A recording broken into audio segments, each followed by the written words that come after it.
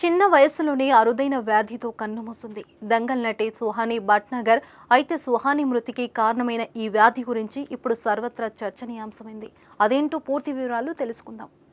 Bollywood star hero Aamir Khan Dangal సినిమాలో బబితా కుమారిగా నటించిన బాలనటి చిన్న వయసులోనే కన్నుమూసింది. మరి 19 ఏళ్ల వయసులోనే ప్రాణాలు వదిలేయడం అందరినీ షాక్కి గురిచేసింది. అన్ని రకాల చర్మ సమస్యలకు శాశ్వత పరిష్కారం ఈ శ్రీత 9281458181.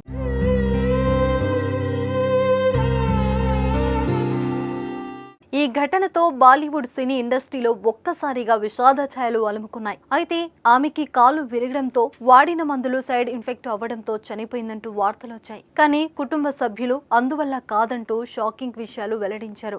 ఆమె మరణానికి అరుదైన ఇన్ఫ్లమేటరీ వ్యాధి కారణమన్నారు. ఆ వ్యాధితోనే పోరాడుతూ చనిపోయిందంటూ కన్నీరు మున్నీరయ్యారు.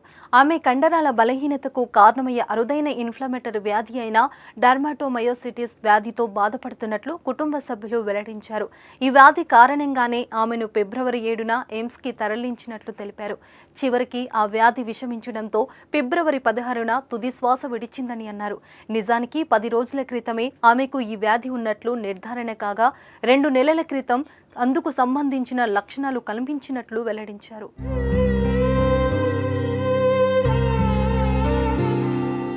2 నెలల క్రితం సుహానీ 2 చేతులపై ఎర్రటి మచ్చలు వచ్చినట్లు తెలిపారు. అయితే తాము వివిధ ఆసుపత్రుల్లో సంప్రదించినా కానీ అది ఏం వ్యాధి అనేది నిర్ధారణ కాలేదని సుహానీ తల్లి పూజా భట్నాగర్ కన్నీటి పర్యంతమయ్యారు. రోజు రోజుకి ఆమె ఆరోగ్యం క్షీణించడంతో ఎయిమ్స్లో చేర్పించినట్లు చెప్పుకొచ్చారు పూజ.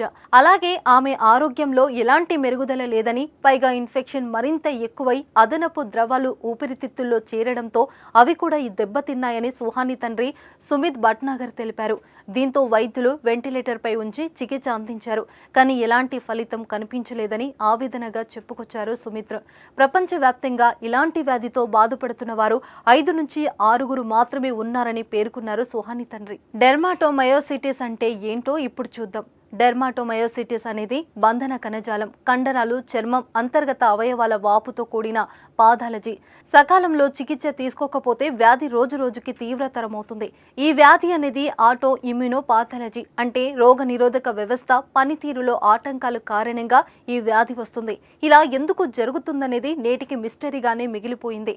అయితే పాథాలజీ అభివృద్ధి విధానం శరీరం దాని స్వంత కణాలను విదేశంగా గ్రహించడం ప్రారంభిస్తుంది. దీంతో రోగ నిరోధక వ్యవస్థ నాటికి వ్యతిరేకంగా ప్రతిరోధకాలను ఉత్పత్తి చేస్తుంది. ఆ తర్వాత కండరాలు బంధన కణజాలంపై దాడి చేయడం ప్రారంభిస్తుంది. ఆ తర్వాత నెమ్మదిగా వాపుకు గురై వ్యాధి లక్షణాలు ప్రారంభమవుతాయి. కొన్నిసార్లు రోగ నిరోధక వ్యవస్థే రోగి అంతర్గత అవయవాలపై దాడి చేయడం ప్రారంభిస్తుంది. కాబట్టి ఈ లక్షణాలు ఉంటే తక్షణమే అప్రమత్తత కావాల్సిన అవసరం ఉంది.